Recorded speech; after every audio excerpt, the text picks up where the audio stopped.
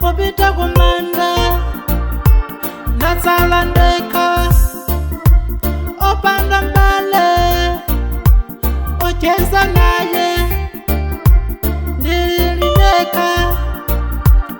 amai wanga akungolila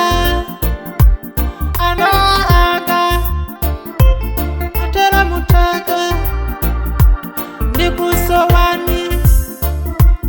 abale nose tizaonana kukutapa moyo ikoma imfa imabwera pamuzi pamuzi wokondeza siya wasayagulira imabwera pamuzi kakale wasapereka mayagulira imabwera panawana satenga wokondedwa iwe imfa imabwera pamuzi kakale wasapereka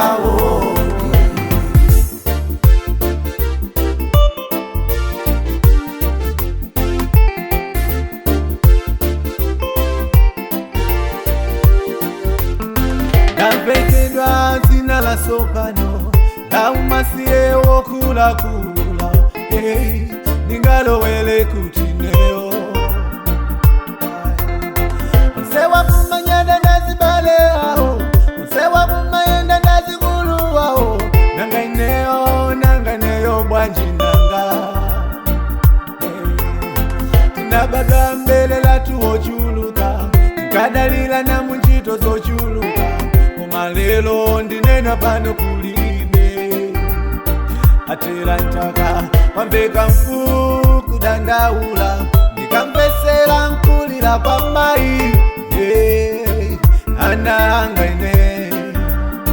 atera ntaka koma sinditaya mtima kupeza nkaonana nao mkata moyo uno kumaliza Yehova ndigwireni zanjalangani kuti nsataye chikulu chililo mwaina muye ndisaonane nawo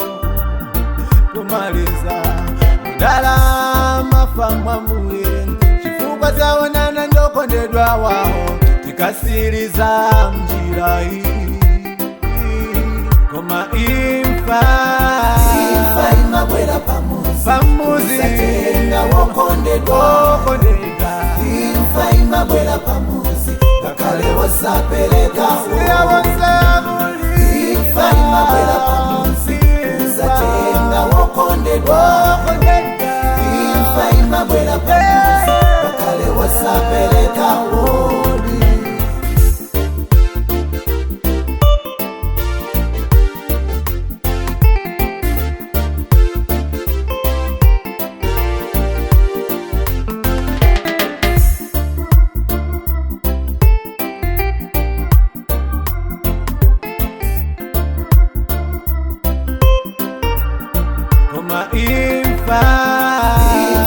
imfa imabwera pamuzi satenga wokondedwa